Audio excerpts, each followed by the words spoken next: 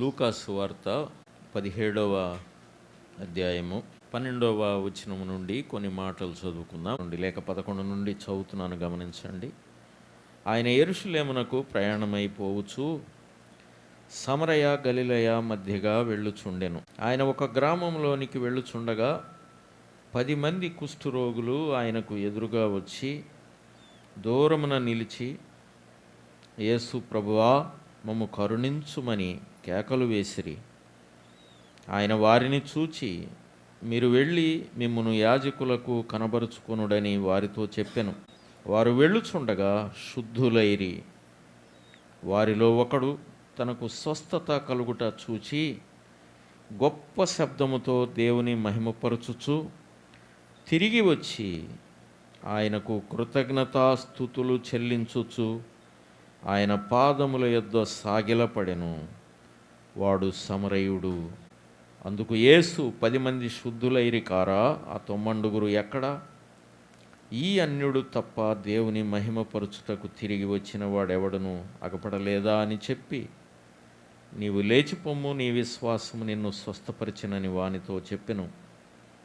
దేవుడు తన వాక్య భాగమును మన ఆరాధన కొరకు దీవించునుగాక. ప్రియమైన సోదరి సోదరులారా, మన ఆరాధనలో మన భాగ్యాన్ని బట్టి దేవునికి స్తోత్రాలు చెల్లిద్దాం. మన ఆరాధనలో మన ఆరాధనీయుడైన మన ప్రభువుని జ్ఞాపకం చేసుకోవడం, మరి ఈ సమయంలో ఆరాధనకు సహాయకరంగా చదువుకుని నా లేఖన భాగాల నుండి మన ప్రభువుని మహిమపరిచే కొన్ని విషయాలు మన తలంపులకు తెచ్చుకుందాం.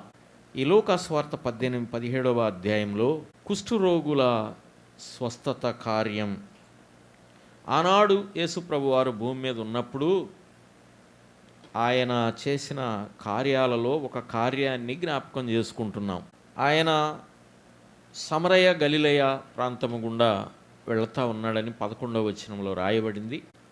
ఆ గ్రామంలోకి వెళుతూ ఉండగా 10 మంది కుష్ఠరోగులు అక్కడ కేకలు వేశారు.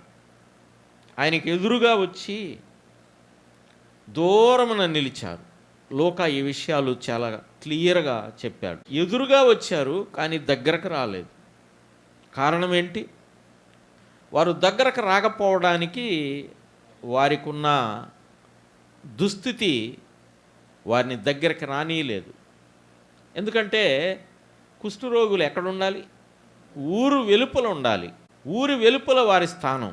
ఈనాడైతే ఎక్కడైనా తిరుగుతూ ఉన్నారు, కానీ ఆనాడు ఒక మంచి పద్ధతి, వారు దూరంగా ఉండాలి. అయితే ఇక్కడ ప్రభువారు వస్తూ ఉండగా వారు ఎదురుగా వచ్చి దూరమున నిలిచి 13వ వచనంలో యేసు ప్రభువా, మమ్మను కరుణించుమని కేకలు వేసిరి. వారి చేత కేకలు వేయించింది వారి రోగమే. వారి చేత కేకలు వేయించింది వారి రోగమే. ఊరి వెలుపల ఉంచింది కూడా వారి రోగమే. వారిని అపరిశుద్ధులుగా ఉంచింది కూడా వారి రోగమే. ఇప్పుడు ఆరాధిస్తున్న మనం కూడా ఒకప్పుడు ఎక్కడ వారం? వెలుపల వారమా, లోపల వారమా? వెలుపలి వారమే. ఊరి వెలుపల వారమే. ఒకప్పుడు మనం ఊరి వెలుపల వారమే, అంటే ఆ దేవుని సన్నిధికి వెలుపలి వారం. ఒకప్పుడు మనము రోగములో ఉన్నాం, పాప రోగములో ఉన్నాం. మన పాప రోగం మనల్ని దేవునికి వేరు చేసింది. మన పాత స్థితి మనం దేవునికి దూరంగా ఉండడానికి నిలబెట్టింది. మన పాత స్థితి. మనమందరము ఆ పాత స్థితిలో నుండి ఈ నూతన స్థితిలోనికి రాగలిగామంటే అది ఎవరి ఆధిక్యత కాదు, అది మన ప్రభువు చేసిన కార్యమే. ఇక్కడ కూడా ఈ సందర్భంలో లూకా చెప్పిన విషయాలు చాలా, లూకా యేసు ప్రభు వారి వంశావళిని రాస్తూ లూకా ఎక్కడి నుంచి ప్రారంభించి ఎక్కడ దాకా చెప్పాడు? అసలు లూకాసు వార్త యొక్క కీవర్డ్, మూలవచనం ఏంటి? 19వ అధ్యాయము 10వ వచనం. లూకా మన ప్రభువుని మనుష్య కుమారుడుగా జ్ఞాపకము చేస్తున్నాడు. యోహాను సువార్తలో ఆయన దేవుని కుమారుడుగా జ్ఞాపకం చేశారు. మత్తయి సువార్తలో ఆయన ఒక రాజుగా జ్ఞాపకం చేశాడు. మార్కు సువార్తలో ఆయన ఒక సేవకుడుగా పరిచయం చేయబడ్డాడు. కానీ లూకా సువార్తలో మనుష్య కుమారుడుగా, మనుషులందరికీ సంబంధించిన వాడు ఆ ప్రియ ప్రభువు అని లూకా మాత్రమే జ్ఞాపకం చేశాడు. అందుకే ఆదాము నుండి యేసు ప్రభు వరకు ఆయన వంశావళిని కంటిన్యూగా లూకా రాశాడు. అందుకే లూకా సువార్తలో యూదులకు ప్రత్యేకత లేదు, అన్యులకు ప్రత్యేకత లేదు. కానీ లూకా అన్యుడే అందరికీ సంబంధించిన వాడు ప్రభువు అని ఆయన ప్రతి ఘట్టములో మనుషులందరికీ సంబంధించిన వాడు యేసు ప్రభు అని వర్ణిస్తూ రాశాడు. గనుక ఈ భాగంలో 10 మంది కుష్ఠరోగులు, 10 మందిలో 9 మంది యేసు ప్రభు వారికి సొంత వారే. ఎలా చెప్తున్నాం ఆ మాట చూడండి. యేసు ప్రభు వారు బాగుపడిన తర్వాత యేసు ప్రభు వారు చెప్పిన మాటలు చూడండి. 17-18 వచనాల్లో, అందుకు యేసు 10 మంది శుద్ధులైరి కారా, ఆ 9 ఎక్కడా, ఈ అన్యుడు తప్ప అని యేసు ప్రభు వారు అన్నాడు. అంటే ఈ అన్యుడు తప్ప అంటే కదమవాళ్ళు ఎవరు? అన్యులు కాదు, కదమవాళ్ళు అన్యులు కాదు. వారికి ఏం ముఖ్యం? మతం ముఖ్యం. యేసు ప్రభు వారు ముఖ్యం కాదు. ఈ అన్యుడు ఎందుకు ఈ విషయాన్ని నొక్కాడంటే లూకా కూడా అన్యుడే, మనుషులందరికీ రక్షకుడు అనేది లూకా యొక్క ముఖ్య ఉద్దేశం. అందుకే ఈ అన్యుడు తప్ప అన్నాడు. అయితే యేసు ప్రభు వారు మీ రోగం పోవునుగాక అని చెప్పాడా?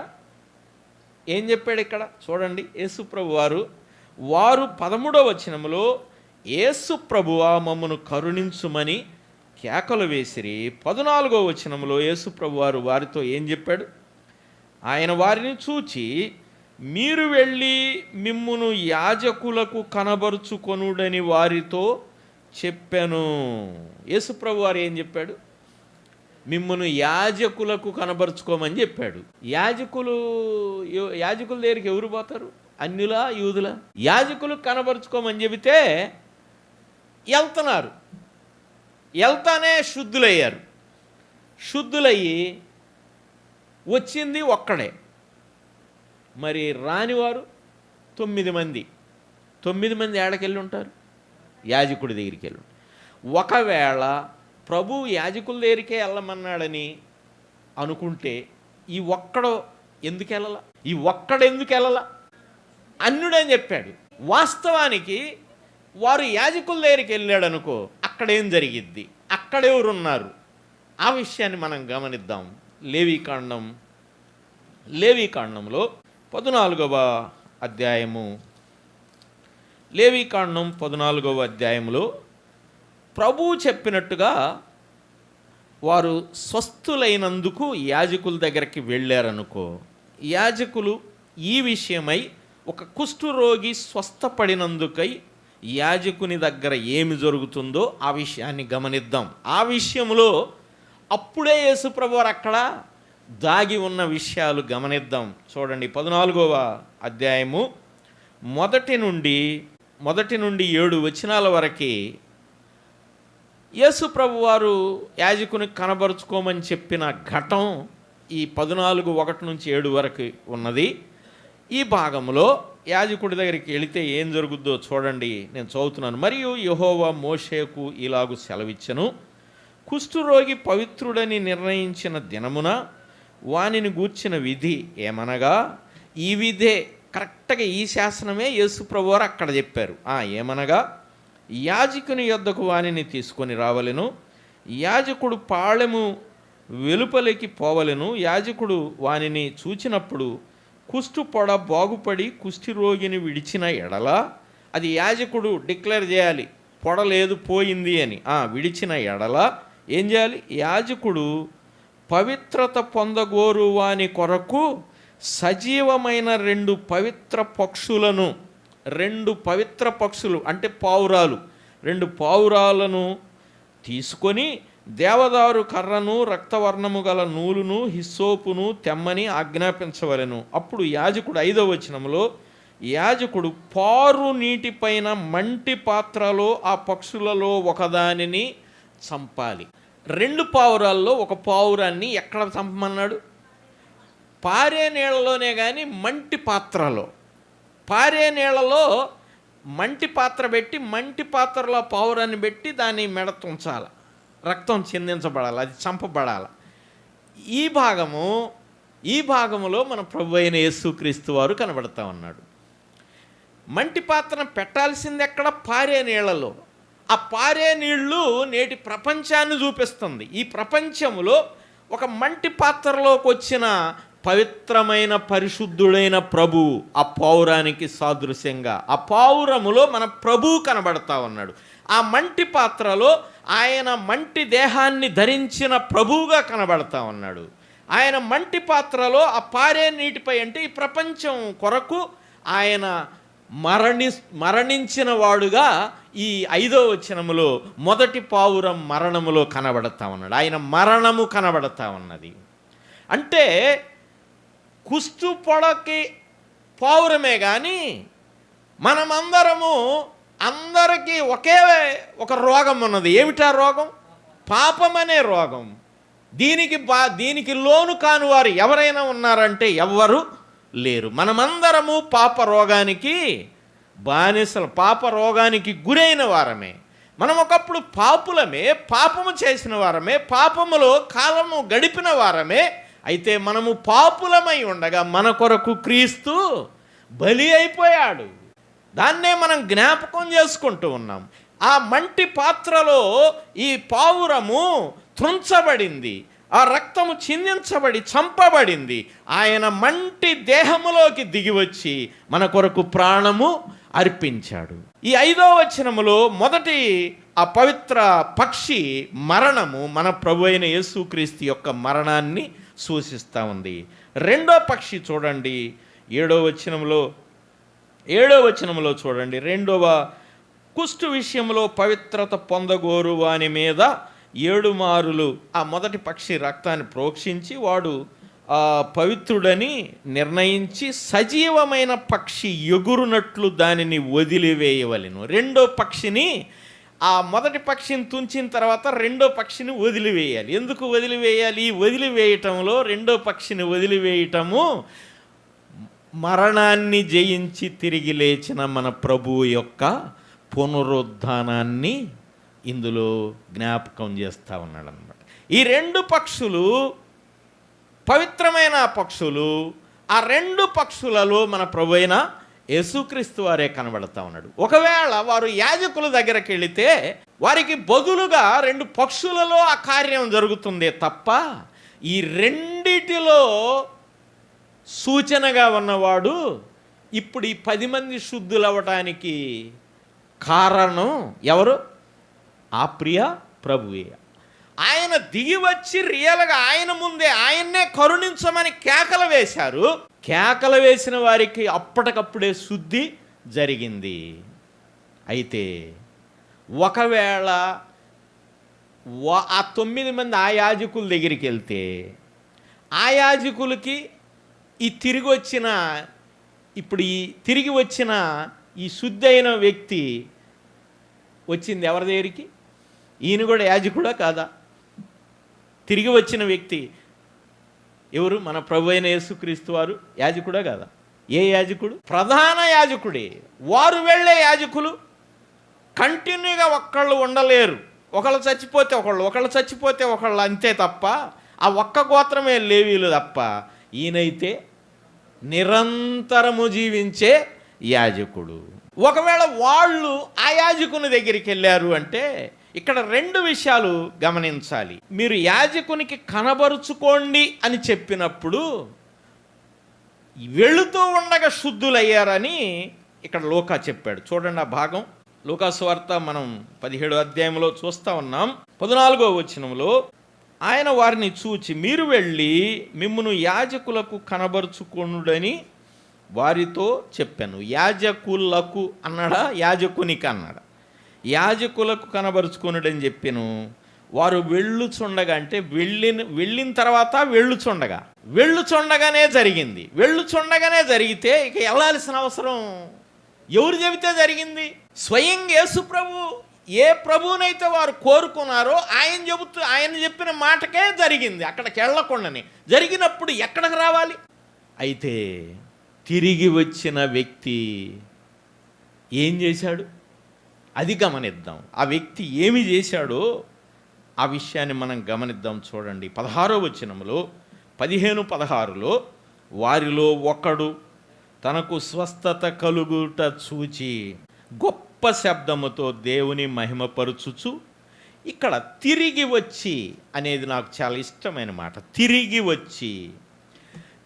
వచ్చి అంటే రాకముందు ఎలా ఉన్నాడు, తిరిగి వచ్చినప్పుడు ఎలా ఉన్నాడు?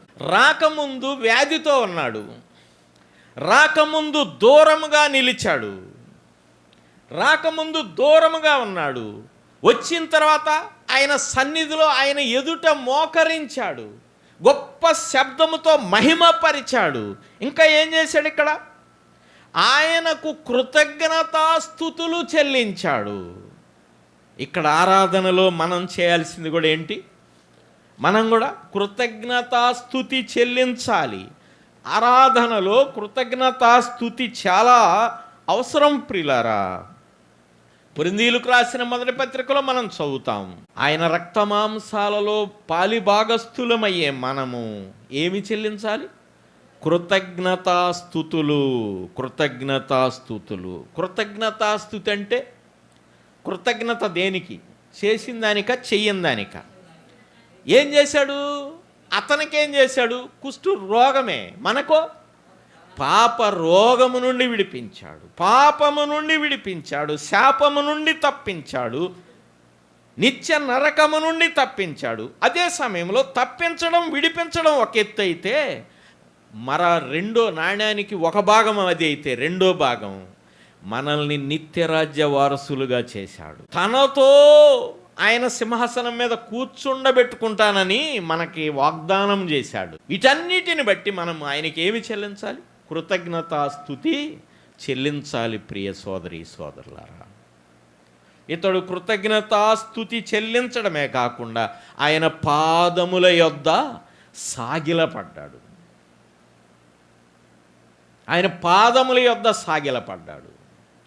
ప్రభు అయితే మీరు యాజకులకు కనబరుచుకోండి అని చెప్పాడు, కానీ ఈ వ్యక్తి యాజకుల దాకా ఎందుకు? అసలు ఈయన కదా మనకు చెప్తే కదా ఇది జరిగిందని ఈయన దగ్గరికే రావడం ఎంత అద్భుతం. ఒక అన్యుడు.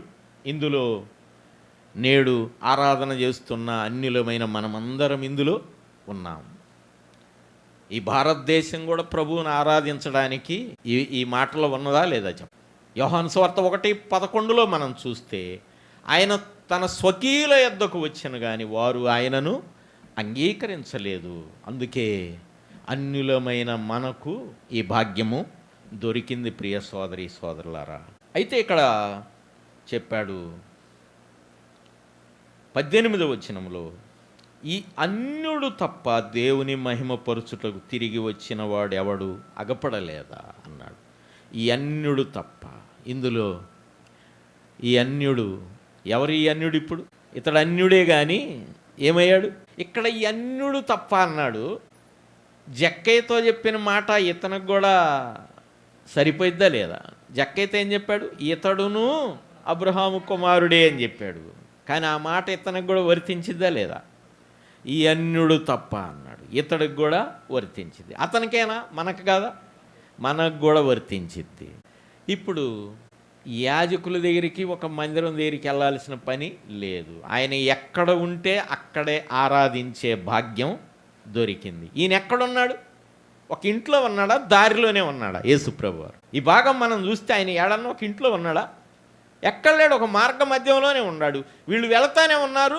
వాళ్ళు వెనక్కి తిరిగి యాజకుడు అంటే అక్కడ సమాజ మందిరం దగ్గర మరి ఏ సమాజ మందిరం దగ్గరికి వారు వెళ్తా ఉన్నారు, శుద్ధులయ్యారు, తిరిగి వచ్చాడు. ఆ మార్గ మధ్యంలోనే ప్రభు ఎదుట సాగిలపడ్డాడు. అంటే ఇక స్థలంతో పని లేదు, ఆయన ఎక్కడుంటే అక్కడే ఆరాధన. అందుకే ప్రభు చెప్పాడు, సమరయ స్త్రీతో, ఇదే సమరయ స్త్రీతో మీరు ఎక్కడైనా ఆరాధించవచ్చు. ఒక స్థలం అని ప్రత్యేకత ఏమీ లేదు అని ప్రభు చెప్పాడు. కనుక ఈ భాగంలో తిరిగి వచ్చిన స్వస్థుడైన ఆరాధీకుడు, ఇతడు ఆరాధీకుడా కాదా చెప్పండి. ఇప్పుడు ఆరాధీకుడు, ఈ ఆరాధీకుడికి ఎన్ని పోయినాయి ఎన్ని వచ్చినాయి అది చెప్పి మనం ఆరాధనలో సాగిపోదాం. ఎన్ని పోయి ఎన్ని వచ్చినాయి? ఒకప్పుడు రోగగ్రస్తుడు, ఇప్పుడు రోగము లేదు. ఒకప్పుడు వెలుపలివాడు, ఇప్పుడు లోపలివాడు. ఒకప్పుడు నోట స్తుతి లేదు, ఇప్పుడు కృతజ్ఞతా భావముతో నిండిపోయి సాగిలపడ్డాడంటే, ఆయన మోకాళ్ళు ఆయన పాదాల ఎదుట సాగిలపడ్డాడంటే కృతజ్ఞతా భావంతో నిండిపోయి వెనక్క పరుగున వచ్చాడు. నిజంగా ఆరాధీకులకు ఇందులో మనకి ఎంతో అద్భుతమైన పాఠం మనం గమనించగలము ప్రియులారా. ఒకప్పుడు పరిస్థితి ఆ కుష్ఠువేద వ్యాధిగ్రస్తుని వలె ఒకప్పుడు మన స్థితి కూడా అదే. కానీ ఇప్పుడైతే మనం ఎక్కడ చేరాం? ఆయన ప్రత్యక్షంగా ఉన్నాడు కనుక ఆయన పాద సన్నిధిలో. ఈరోజు మనం ఎక్కడ చేరాం? ఆయన బల్ల చుట్టూ, మన మధ్య ఆయన రక్తమాంసాలు ఉంటూ ఉండగా ఆయన బల్ల చుట్టూ చేరి మనము ఆరాధించే భాగ్యం మనకు దొరికింది. ఆరాధన దగ్గర ఏముండాలి? కృతజ్ఞతాభావం ఉండాలి. కృతజ్ఞతాభావం ఉండాలి. 2-3 మాటలు చూద్దాం. ఆరాధనలో అపోస్తుల కార్యాల గ్రంథం, అపోస్తుల కార్యాలు 20వ అధ్యాయం 7వ వచనంలో ఆదివారమున రొట్టె విరుచుటకు మేము కూడినప్పుడు అంటే అది జ్ఞాపకార్థ దినం. 27 అపోస్తుల కార్యాలు 20వ అధ్యాయం 7వ వచనం జ్ఞాపకార్థపు దినము. అదే సమయంలో యోహాను సువార్త 20వ అధ్యాయం 19వ వచనంలో ఆయన లేచిన తరువాత మొట్టమొదట సంఘము దగ్గరకు వచ్చి 20వ అధ్యాయము 19వ వచనాన్ని చదువుతున్నాను. ఆదివారమున సాయంకాలమున శిష్యులు యూదులకు భయపడి తాము కూడి ఉన్న ఇంటి తలుపులు మూసుకొని ఉండగా యేసు వచ్చి మధ్యను నిలిచి మీకు సమాధానము కలుగునుగాకని వారితో చెప్పాను. అంటే ఆయన లేచిన తర్వాత సంఘం దగ్గరకు వచ్చి భరోసా ఇచ్చాడు, మీకు సమాధానము కలుగునుగాక. భరోసా. ఆదివారము మనము సమాధానముతో చేసేది ఈ ఆరాధన, అంతే కదా. సమాధానం లేకుండా చేస్తే చెల్లదని ప్రభువే చెప్పాడు. ఏమన్నాడు? మీరు ఎవరికైనా నీ మీద వ్యతిరేకత ఉంటే నువ్వే పోయి సమాధాన పడి వచ్చి చేయమని చెప్పాడా లేదా? అసమాధానంగా ఆరాధన చేయడానికి వీల్లేదని ప్రభువే చెప్పాడు. కనుక ఇది సమాధానాన్ని భరోసా ఇచ్చాడు ప్రభువు. ఆ 20వ అధ్యాయం 7వ వచనంలో జ్ఞాపకార్థ దినమని, అదే సమయంలో ఈ ఆదివారము ప్రత్యేకతలు నేను 5 విషయాలు జ్ఞాపకం చేస్తున్నాను. ఇప్పుడు 2 చెప్పాను. మూడోది కొరింథీయులకు రాసిన మొదటి పత్రిక 16వ అధ్యాయంలో 2వ వచనంలో అక్కడ చెప్పాడు, నేను వచ్చినప్పుడు చందా పోగు చేయకుండా ప్రతి ఆదివారం మీలో ప్రతివాడు తాను వర్ధిల్లిన కొలది కొంత నిలువ చేయవలెను. ఇది బాధ్యత, ఆదివారపు బాధ్యత, సంఘానికి బాధ్యత. ఒకటి జ్ఞాపకార్థ దినం, రెండోది భరోసా దినం ఆదివారం, మూడోది బాధ్యతా దినం. ఆ తర్వాత మొదటిది 16:9 మార్కు సువార్త 16:9లో ఇది మొదటి ఆయన లేవగానే అది పునరుద్ధాన దినం, మనల్ని నీతిమంతులుగా చేయుటకు ఆయన లేపబడ్డాడు అని పునరుద్ధాన దినం. పునరుద్ధాన దినం ఎప్పుడు? ఆదివారమే. ఆదివారంలోనే ఉంది ఆది అని. ఆది అంటే మొదటిదైనా తర్వాతదైనా, అసలు ఎవరు తీయలేకుండా ఆ పదం అందులోనే ఉంది. ఆది అంటే ఆది, ఇక దానికంటే ఏది ముందు లేదు. శనివారం తర్వాతదే, ఆదివారం తర్వాతదే తప్ప ఆదివారానికంటే ముందుదేం కాదు శనివారం. ఆదివారం, ఆది అంటే ఆదే, అది మొదటి దినం. ఎందుకు ప్రభు దినమైంది? ఆరాధించే దినం, ఆయన మరణాన్ని జయించి తిరిగి లేచిన దినం ఆదివారం. 4 చూసాం. ఇప్పుడు ప్రకటన గ్రంథం 1 10లో చూస్తాం. యోహాను పద్మాసు దీపంలో ఆత్మవశుడై ప్రభు దినమందు ఆత్మవశుడై ఎన్నో విషయాలు ప్రకటన గ్రంథము ద్వారా వ్రాశాడు. అంటే అది ప్రభు దినము, ప్రకటించే దినం లేక ప్రచురపరిచే దినం. ఈ 5 విషయాలు ఆదివారపు ప్రాముఖ్యమైన విషయాలు. ఒకటి, అది మొదటి దినం. ఆది అనేది మొదటి దినం, అది పునరుద్ధాన దినం. రెండోది భరోసా దినం. ఆయన లేచిన వెంటనే సంఘం దగ్గరకు వచ్చి మీకు సమాధానం ఇస్తున్నాను అన్నాడు, భరోసా దినం. మూడోది అది జ్ఞాపకార్థపు దినం. నాలుగోది బాధ్యతా దినం. ఐదోది ప్రకటించే దినం. ప్రియులారా, ఆరాధనలో ఈ విషయాలు తప్పకుండా మన గమనములో ఉండి మనము కృతజ్ఞతా భావముతో ఆ శుద్ధుడైన వ్యక్తి వలె కృతజ్ఞతా భావంతో నిండి ఆయన పాదాల ఎదుట సాగిలపడి ఆరాధించాలని ప్రేమతో మనవి చేస్తూ నేను ముగిస్తున్నాను. దేవుడు తన వాక్య భాగమును మన కొరకు దీవించునుగాక.